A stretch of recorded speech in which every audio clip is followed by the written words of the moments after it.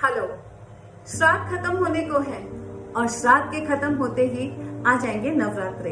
नवरात्रे मतलब नई उमंग, नया एहसास, त्योहार, फेस्टिविटी, नई ऊर्जा।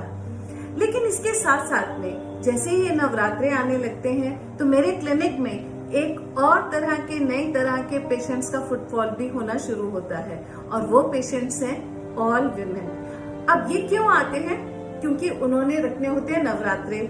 नवरात्रों का व्रत रखने के लिए they specially come to my clinic कि डॉक्टर साहब कुछ ऐसी दवाई दे दो कि हमारे पीरियड्स आगे हो जाए, वरना हमारा व्रत नहीं लगेगा, अशुभ हो जाएगा।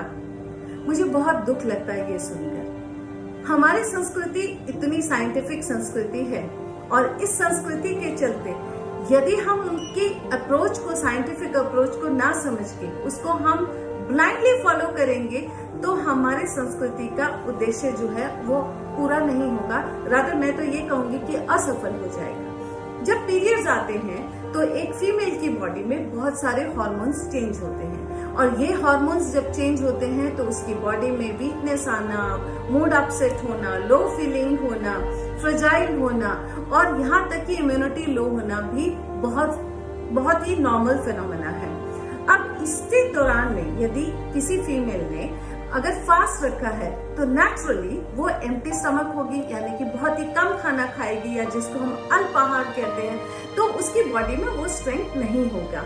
उसको उस चीज से दूर रखने के लिए हमारी संस्कृति में एक ये दिया गया है कि मेंस्ट्रुएटिंग वुमन या गर्ल कैन नॉट फास्ट। अब ये इतने साइंटिफिक अप्रोच होने के बावजूद भी उसको हम यदि अंधविश्वास की तरफ लेके जाएं और डर के माहौल से फॉलो करें तो 21वीं सदी में और इतनी पढ़ाई लिखाई करने का हमें क्या हासिल हुआ? कुछ नहीं। So girls, do not play with your body. यदि आपके अंदर शक्ति है तो फास्ट रखें और यदि शक्ति नहीं है तो ना रखें, लेकिन इसको धार्मिक डंडा ना बनाएं। Thank you.